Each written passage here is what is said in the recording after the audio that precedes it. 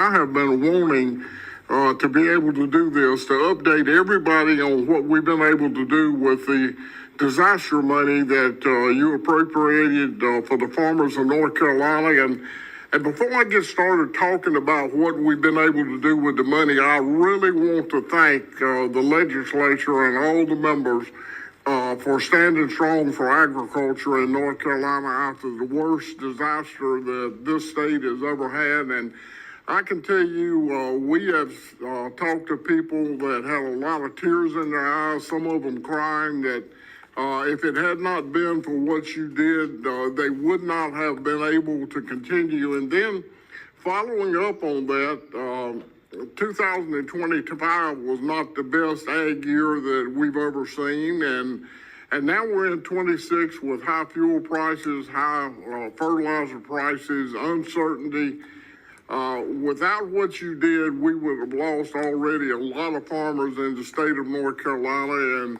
And they make up a $100 billion industry that is feeding not only North Carolina, but the nation and the world. So you've been part of that. We appreciate it. And, the drought is not helping anything. We've got severe droughts, exceptional droughts.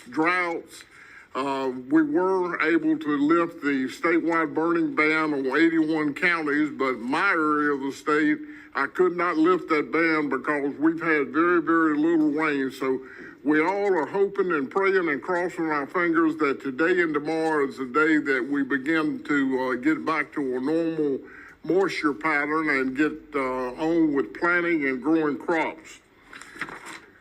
The disaster relief funds have been a lifeline for sure. And I guess the amazing thing is, especially in the mountains, when we go up to talk to people and assess the damage, I've heard it over and over again. Yes, it's bad here on my farm, but there are others that have it worse. And that's kind of been the attitude that we've heard in the mountains after some of the most horrendous things that I certainly have ever seen in my life. And the tears are real. When people are tears streaming down their face, telling you thank you, it's an amazing experience to know that you have made a difference in people's lives. That's what you have done. So I hope you take a lot of pride in that. And this disaster has been much like what I have seen in my farming career and now my career as ag commissioner. In the beginning, there's this great rush from people to help.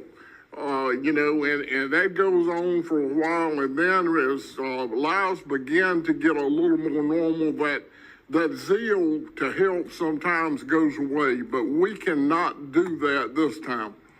We knew in the beginning this was not a short-term fix. This is going to be years and years and years, and in talking to the county manager in Mitchell County this week, he said, I think we would be lucky if 5 years from now we can see a sense of normalcy that we had before this disaster, and I believe that's real. The magnitude of losses that we saw in agriculture, some $5 billion, is absolutely unprecedented. Florence, we thought we had a terrible, terrible disaster, and we did, but that was about $1 billion in loss. 5 times what we saw in Florence is what we've been looking at. Our regional agronomists say that all over the state that things are progressing, but it's progressing very, very slowly.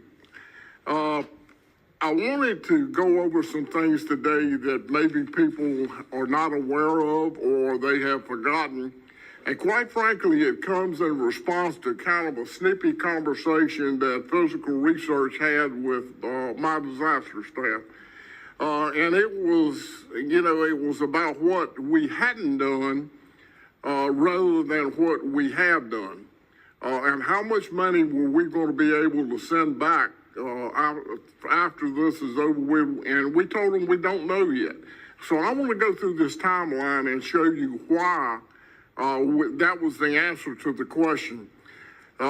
I walked in this building, I think it was in October, and brought a report of losses that Blake Brown, a renowned ag economist, had put together, and it showed a $5 billion loss in agriculture. And we began to discuss then what the legislature could do and what we could do to help people get through this. On March the 20th, 2025, there was a disaster bill signed. It was $200 million for Helene damage and $111 million for the rest of the state, and $25 million for stream cleanup. We knew that this was not going to be a sufficient amount to make a dent at what was out there, so we kept discussing it.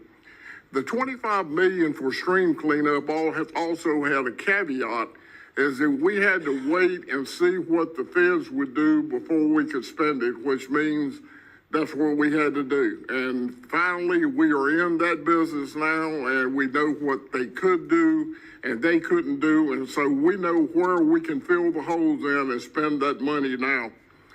On the 19th of May, we opened up we had previously opened up a window for applications, and we was going to close the window, so we opened up an extended window, 15 days to May the 19th. So after we got through verifying applications, rejecting some, knowing some weren't right, we ended up with about 7,500 applications for help. A lot of applications and a lot of things had to happen. And then on 6/27, we signed into law another SL 2526. It was $25 million allocated to us for infrastructure loss, and that is probably going to end up being the biggest loss that we see out of Helene is going to be infrastructure. On the third day of, I guess this would be, August, we closed the window for nursery crops, fruit-bearing trees and brushes, and specialty crops where the survival window had not been known until that time and not immediately known. On August the 6th, SL 2025-89 was signed into law. It appropriated another $142 million for the Agriculture Disaster Crop Loss Program for 2024. So this was really the end of the appropriation process at the state level. It gave us about $443 million to spend. So August, remember that day, that's when we actually knew how much we could have to spend at the state level and start. On August the 25th, we submitted a third-party vendor for the checking process and distribution. And this began in the beginning with Helene applications, including 100% of agriculture, the first payment for nursery losses, and 100% of the crop losses. Then by 9/23, which was a month later, 90% of all of our applications had been completed and the payments were being made, 90% within that month after that. A good thing happened at about the same time. At the Mountain State Fair, we had been talking to USDA about a block grant, and they had offered us $221 million for infrastructure losses and other things in Western North Carolina. So with this money, we're going to be able to do things we've never been able to do before, especially in the area of infrastructure loss on roads, bridges, culverts, forestry. We're going to be able to help people out with their forestry losses. Income loss for the future. Well, we know that if you've got a Christmas tree that is, say, a year old, 2 years old, and you lose it, then there's going to be a hole down the road that you're not going to have an 8-foot Christmas tree to sell. So we're going to be able to help people out with those kind of losses, and Stephen Vaden, the other secretary, came down. We signed that up, and we've been working on that ever since. Now, I want you to understand, too, that we had a deadline of October 7th to get our work plan into them. We did, and then we had a government shutdown for months and months. Nobody was working at USDA, so we finally got that signed, delivered, and sealed, and now we're actually in the application process for that block grant money. We're going to get it out as quickly as we can, but the takeaway is, as of May 4th, our total distributions were over $289 million, right at $290 million. This is the crop money. There's always some things we have to correct as time goes on, so we're not to 100%, but we are getting awfully close. We have paid out this money primarily for crops, nursery, agriculture claims, and in the initial claims process, we did have some infrastructure losses that were identified, and that is started coming out of the state money. We've made 676,977 crop payments, 655 nursery payments, 7 agriculture payments, and 296 infrastructure payments, which totals out at 7,895 paid out claims. The Helene payments were agriculture for 849,000, nursery 81.2 million, crop payments 13.8 million, and 296 infrastructure payments totaling 8.6. For the rest of the state, over 6,000 crop payments totaling over $167 million, and 92 nursery payments totaling over $15 million. So if you go to the dashboard that we have up, you see the counties that received the most payments. And in the Helene counties, it's Burke, Henderson, Caldwell, McDowell, Ashe, Avery, Nash, and Yancey. Those are the counties that led the way, and Buncombe was also in there, and Transylvania. So please go to the dashboard on our webpage and look at these disbursements by county, and you can see, just track where the severe damage was, and also it will be partly because of the value of agriculture in those counties. So now we're underway with USDA block disaster grant relief. There's a lot of strings attached, as there always is with anything that you do with the feds, but we learned a lesson after Florence and about these block grants, so this time was much smoother negotiating, but it took a long time. I mean, when you look at September, government shutdown, and then we just now are into the application process. In fact, the forestry process started April 20.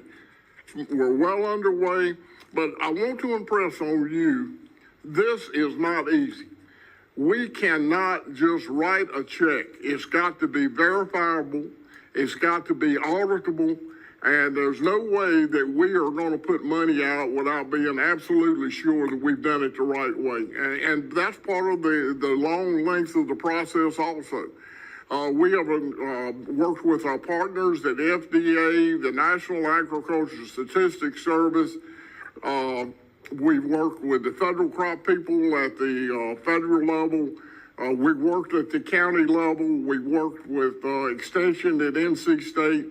We wanted to make sure that all of this was done exactly right, and I do believe that we have done it as close to right as it can be done, and thus it's taken time to do it. But we have got some deadlines coming up for this disaster block relief program. We've got May 15th for the market loss, future economic loss, and certain infrastructure programs.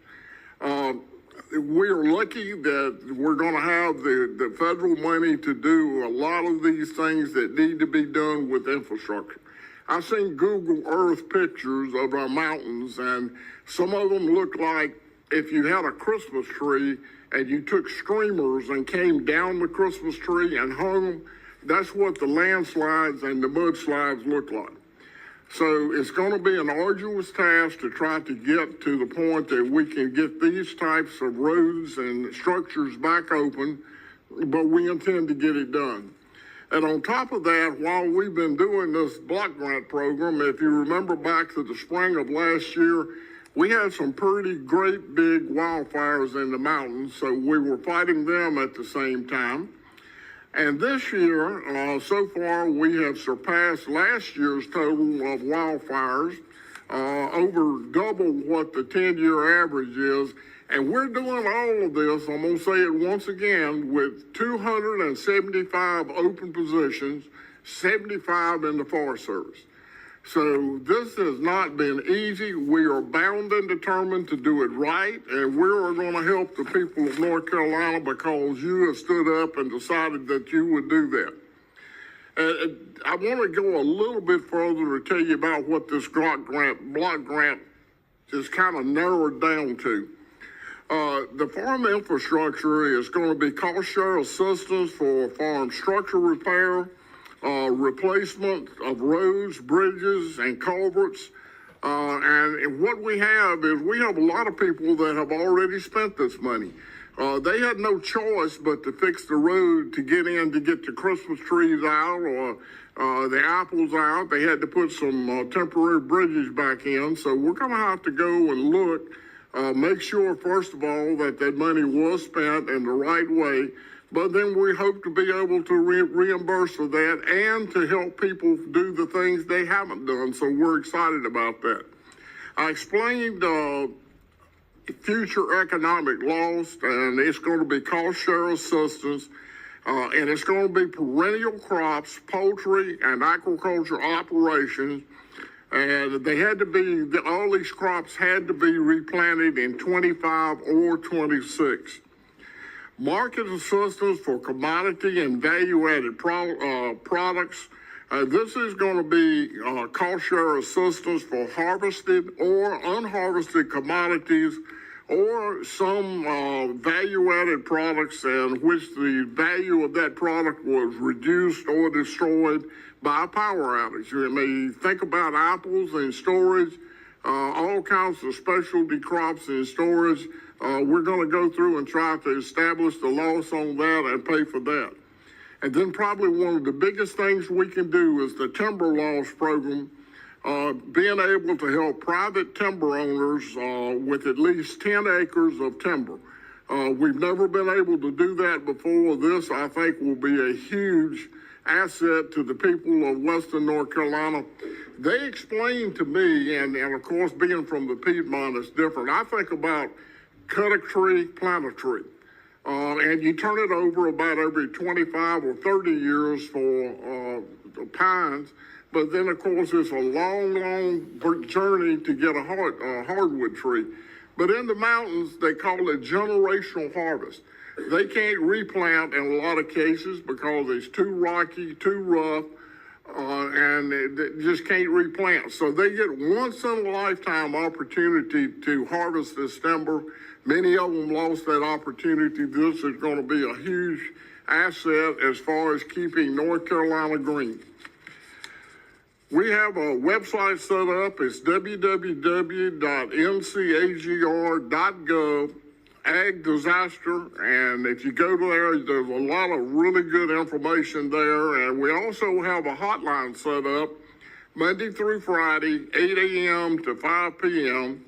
To help with any questions. And also the Extension Service is a wonderful partner helping us not only get the information out, but if people have problems with the application, they actually can go to the Extension office and get the help that they need to fill those applications out.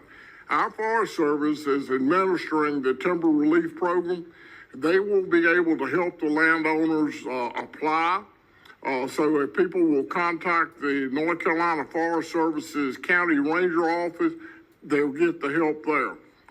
We've already received 1,000 applications for the block grant, and so we know there's going to be a lot of demand for this money, and we hope that we can get it all out and help folks. Now, we also have a soil and water fund conservation funding, and that's through the Division of Soil and Water and the local soil and water conservation districts. We have been assessing damage since the day after the storm and trying to figure out how much money it's going to take, where are the areas that absolutely have to be done in the beginning. So we have completed assessments on more than 1,000 sites with stream damage and debris accumulation. And this is where it gets into some sticky territory. You have to follow a hierarchy to maximize the use of these federal funds, and that includes FEMA debris removal, USDA watershed protection program, North Carolina stream flow rehabilitation assistance program, and the crops disaster relief infrastructure program. And we've got to blend all of these together to get the maximum benefit that we can get out of them. And also, a lot of these projects, including the stream debris removal and certainly infrastructure, it requires engineering and it requires permitting. So when you get into the two of those, trying to get things engineered and permitted, it takes time, and we hope to be able to cut that just as short as we possibly can. We've already had 18 local sponsors totaling $122.4 million, and this addresses around 650 sites. We've got additional sites still under consideration and approval by the NRCS state conservationists. USDA has approved funding for 6 local sponsors: Buncombe, Madison, Mitchell, Watauga, Wilkes, and the village of Chimney Rock. That's an additional $74.9 million. But Congress has got to replenish the EWP fund to be able to do a lot of these projects. So with your help, we will encourage them to replenish this fund so that we can move forward with the many projects that we have in the mountains. The Division of Soil and Water has received 53 STRAP applications from eligible applicants. This is another program that's run through the state. Those total $101.5 million. You can see how this need for stream rehabilitation, cleaning out the streams, restoration, all of this is adding up into millions and millions and millions and millions of dollars. So it's going to be a long-term process to even be able to get the funding together to fund these things. The Soil and Water Commission has approved funding for 9 applications to date, $4.2 million, and there's more applications that will be considered and considered and considered. Bridges, roads, and culverts, this is going to come out of the block grant. And we're able to do things like access to structures such as not being able to do things out of the federal funds, such as access to structures like a shop, equipment storage. That's where the feds kind of got off track. I mean, if you're going to operate a business, if you can't get to the shop, you can't get to the building that's got your freezer and cooling in it, why? But that's the way it is. We can use the state money to be able to supplement the federal money to be able to get this done. Ponds, I don't know how many thousands of ponds that we had damaged during Helene in North Carolina. We've got 40 applications right now to the state program. Tremendous amount of money that's going to have to be spent to fix ponds, and they're not eligible for the block grant either, so that is also going to be state funds. So now we're in a drought. We've lost water in our ponds, so that just adds insult to injury. We're going to do our best to get as many ponds fixed as we possibly can. I know I've shared a lot of numbers with you today, but I hope it does illustrate the magnitude of what we as a state are facing and the magnitude of which these folks on this team have to look at and the work they've done. I could not be any prouder of this team and what they've been able to do. David Smith has been the tip of the spear, and 54 years service to the state. He has eaten with this program. He has slept with it. He can't get away from it, and he's not trying to. But I can't thank him enough, and all of these people behind me that are on this program have worked unbelievably hard to help people, and that's what we're here for. So I'm a proud daddy, and we're going to win this race. There ain't no question about it. Thank you once again for all of your attentiveness, and thank you for your support. Thank you.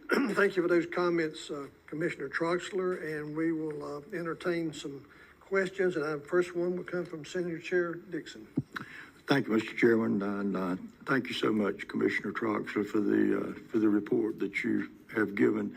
And I just echo what you've said about your staff and the people that have worked, and we really do appreciate it here in the General Assembly. He said it 1 minute a while ago that he had talked about a lot of numbers. For us, I would like to reduce part of it to something that I think that we can understand for what we have done as a General Assembly and the degree to which we've done.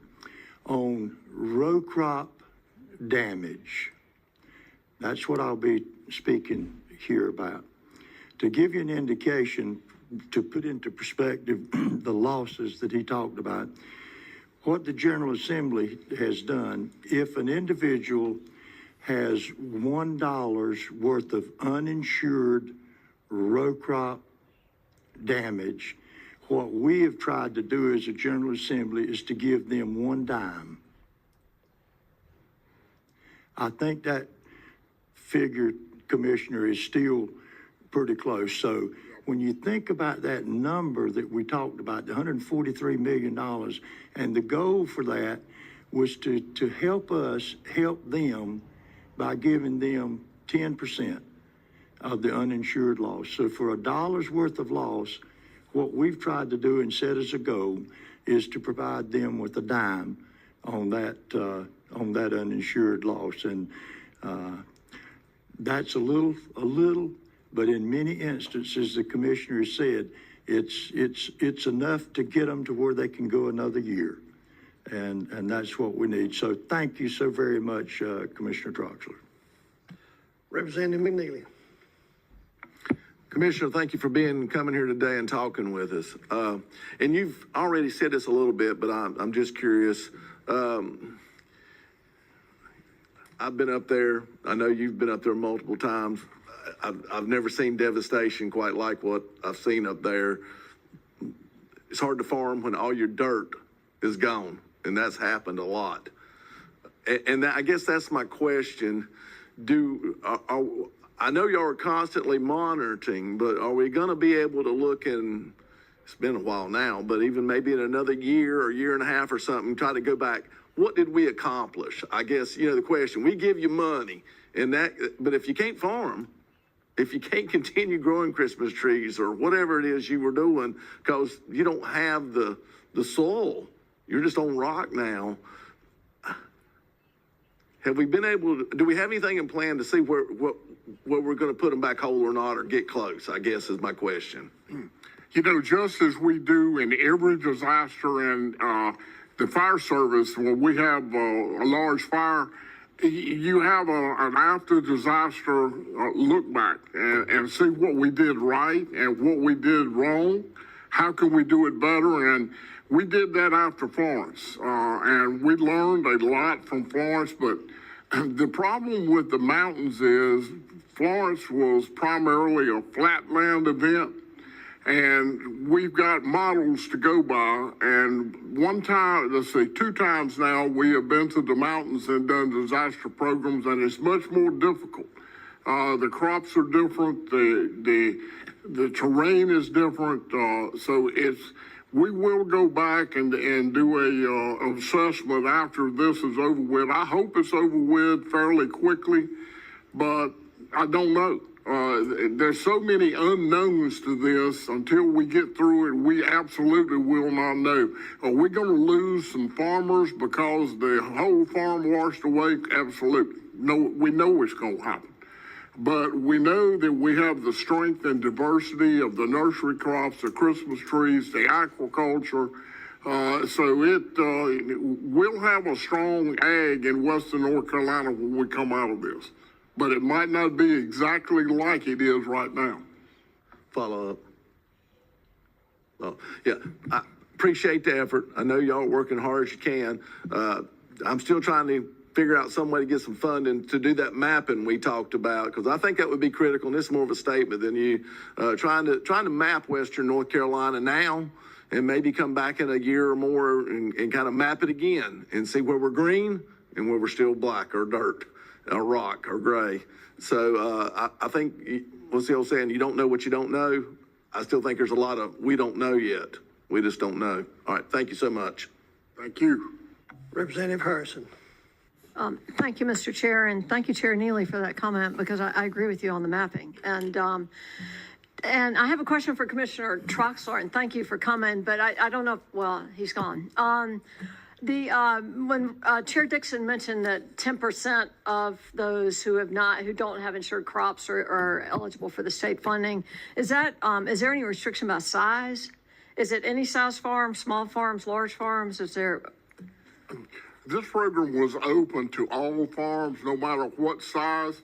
And there are so many parameters that we have used to pay these losses. Of course, number one, verification with FSA, primarily 578s.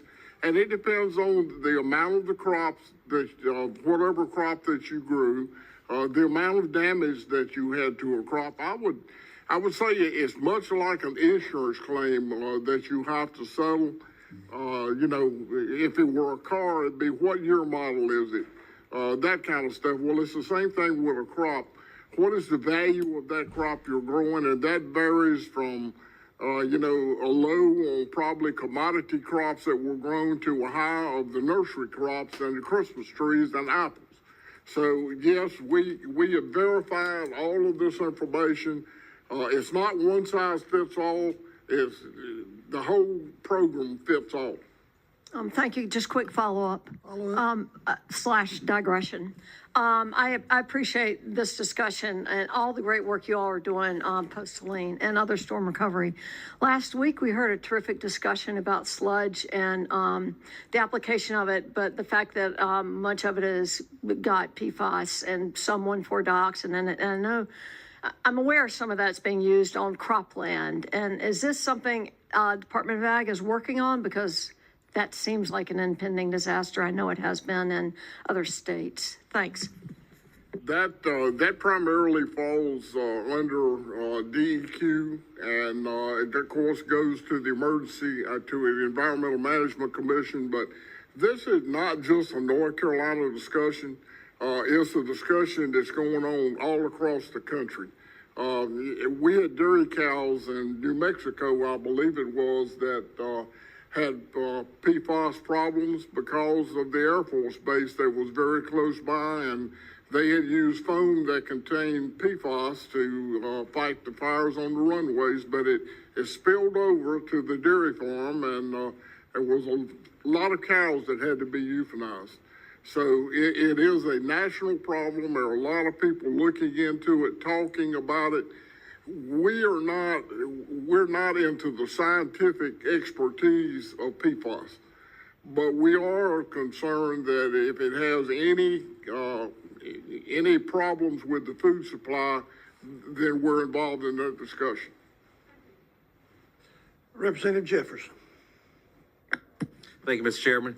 Thank you, Commissioner, and to your staff for your much needed, for your help and assistance out in West. I know those farmers definitely appreciate it. My question is, I know we're talking disaster, but, you know, given what we're seeing with a possible passage of a federal farm bill finally, and some of the cuts that we may see around some of the conservation programs, are you kind of looking at that preparation? I know folks up there kind of trying to hit it from all angles, right? What we can do, what the feds can do, what they can take advantage of within NRCS. If those cuts happen and these programs, these conservation programs are lost where these farmers have been participating in, I mean, obviously I know it may take some type of funding from us, but I imagine they're going to start hitting you all pretty hard on some of this help that they typically would have gotten from NRCS. Are we kind of preparing for that, looking at that, or, you know, just any comments on that? We are dependent on a lot of federal funds for NRCS, for example, especially when we're talking about restoration projects, cleaning streams. Yes, that would hurt us a lot right now, and then we would have to be dependent on emergency funds that would come out of Congress for specific purposes, such as Helene restoration. It remains to be seen what the federal cuts are going to be, how they're going to be done, but we would have to make contingency plans if we're going to restore Western North Carolina. There's no question about it. Representative Ager. Thank you, Mr. Chair, and thank you, Commissioner, for being here. Really appreciate all the work that the department has done up in Western North Carolina. It's a big job and a complicated job, and I think you laid that out well. And then hopefully I get a little series of questions. I really just have three, if that's all right, Mr. Chair. Go ahead, proceed. The first one is you know, we've got 288 million dispersed out in the crop loss program, and I guess that's across the state, not just West North Carolina. But is there any way to get a breakdown of that? You know, and we say crops, you know, aquaculture and nurseries, but on the crop side, obviously that can be complicated. And is there any way we can get kind of a disbursement of what that looks like? I will call on David Smith to talk about, I know we've got it broken down county by county. Now, whether we've got it broken down crop by crop or not, I'm not sure. Mr. Chairman, may I go stand over here? Absolutely. With your permission. I find this chair very uncomfortable. So do we.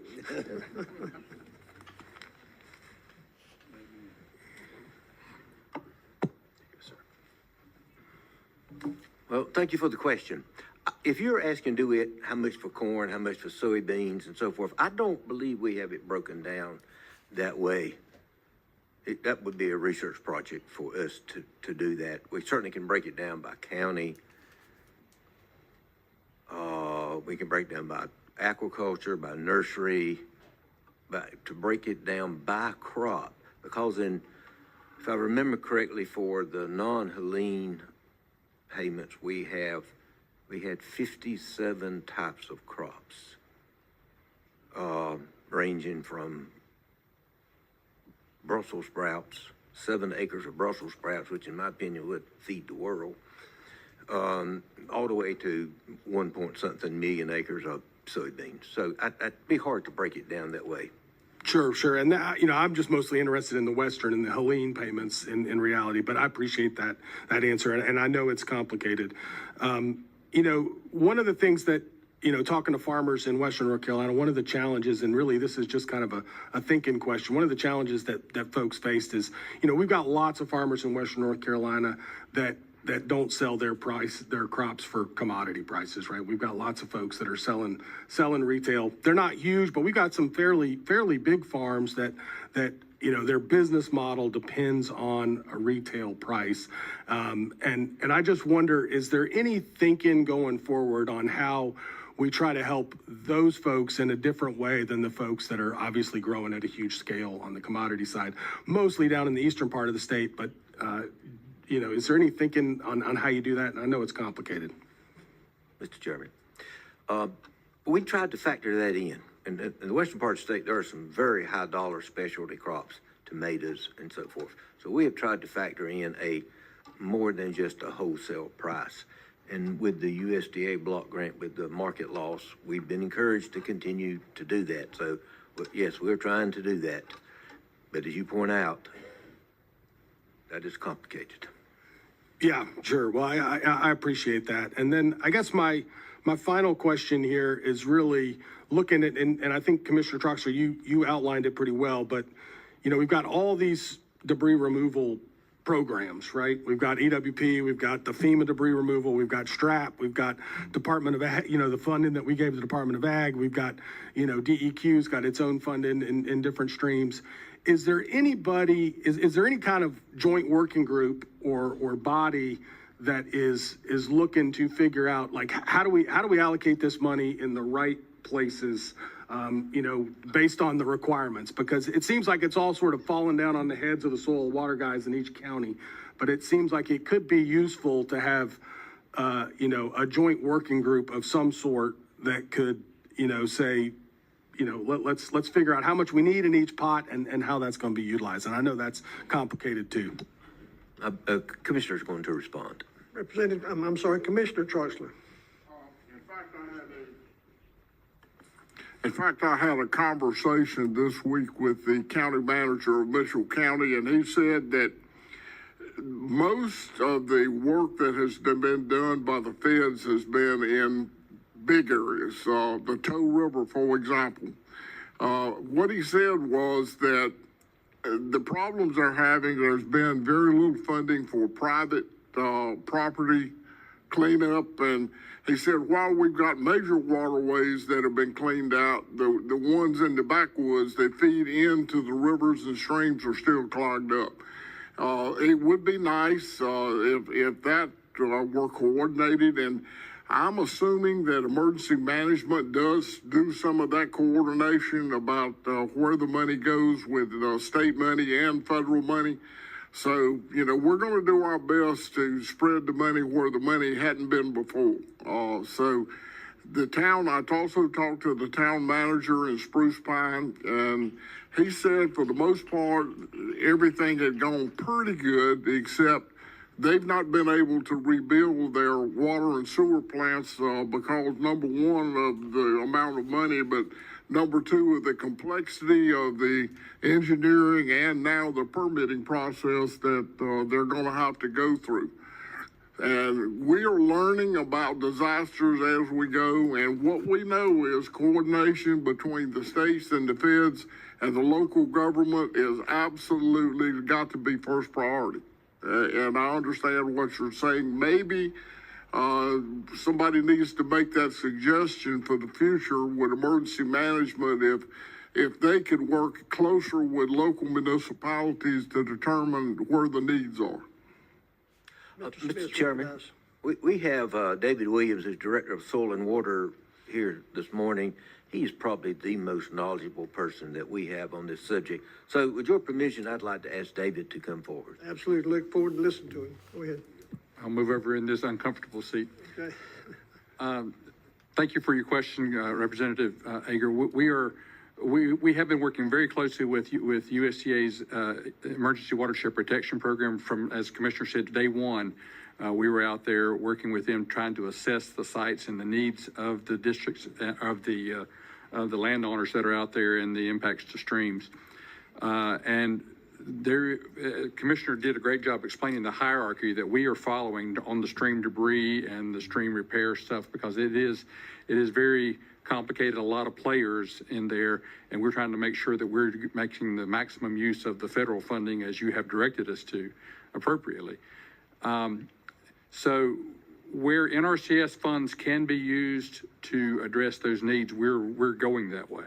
We're letting them handle what they can handle, and thankfully, they've been able to do 100% cost share, where there's been no local match required. That's the first time I've ever seen that. And so we're taking our STRAP funds and then trying to fill in the gaps that are left behind the federal funds, but our STRAP funds won't cover the extent of the need, and so we're going to try to come behind that with the leftover disaster funds, and that will be only obviously targeted only at farmland that is eligible for those funds. But we're working diligently to make sure we're piecing together the pieces to get as close to the landowners as we can to meet as many of those needs as we can. But as we all know, the need far exceeds the resources that are out there. And it does take, particularly when you're doing when you're doing work on the stream channel, not just removing debris, but you're doing work on the channel, requires engineering, requires permitting, that requires time. And that's one of the things that, and particularly in the state, the state emergency management folks have been very good to work with on that. I wish we could say we're getting quite that much cooperation from FEMA. That has been a bit more of a challenge, particularly with regard to the no-rise studies that are required. It's absolutely makes no sense whatsoever that we're required to determine whether an impact we're going to do to try to restore something the way it was as best we can, when the status quo is completely, or what was the status quo is completely changed. The streams are unrecognizable compared to what they were before the storm, and we're trying to go back and apply a no-rise requirement to something that you can't even. It's apples and bazookas. I mean, it doesn't apply at all. So that's been a very frustrating thing to have to do.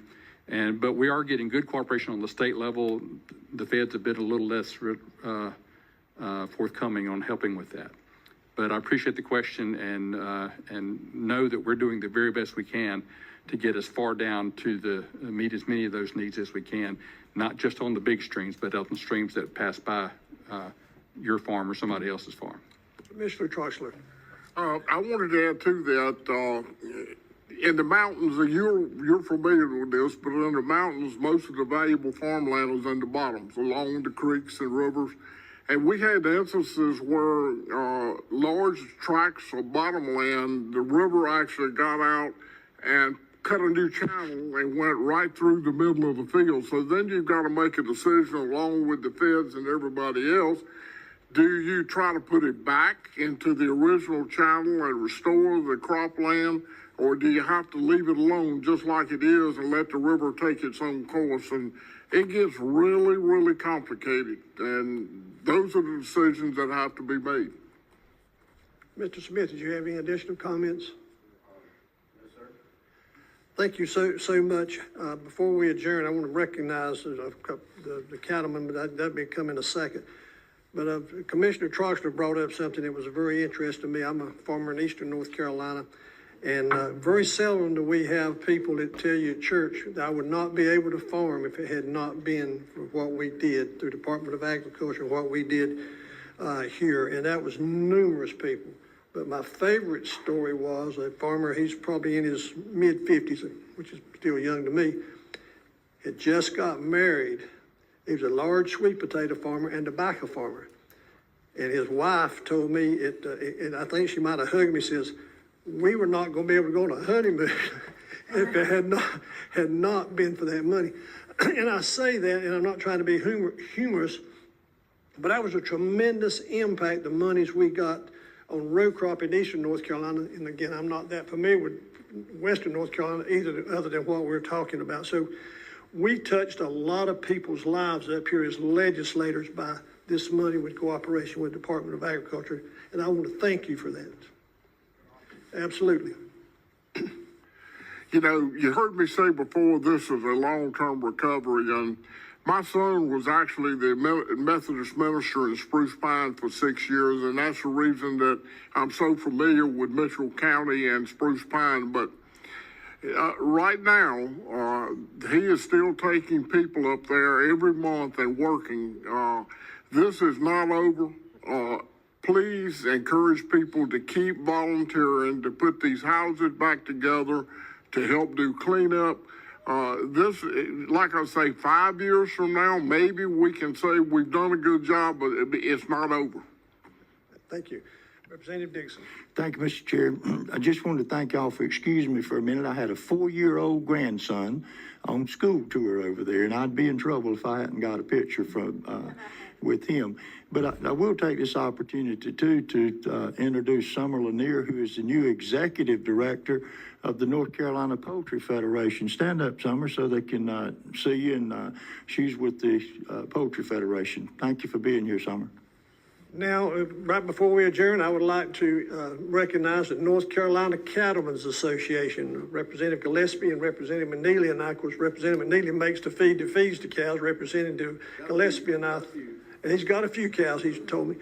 We got to wear our Stetsons and meet with the Cattlemen's Association, but we would like to recognize you and thank you for everything you do, for the good steaks that we get to eat. And so, keep on keeping on. As most of y'all, I'm sure, would say, cattle prices have finally got to a place where we might be able to a little more than break even. But thank you so much for coming today, and thank you, Commissioner Troxler and Department of Agriculture, for being here. It's been very informative, and with that, we are adjourned.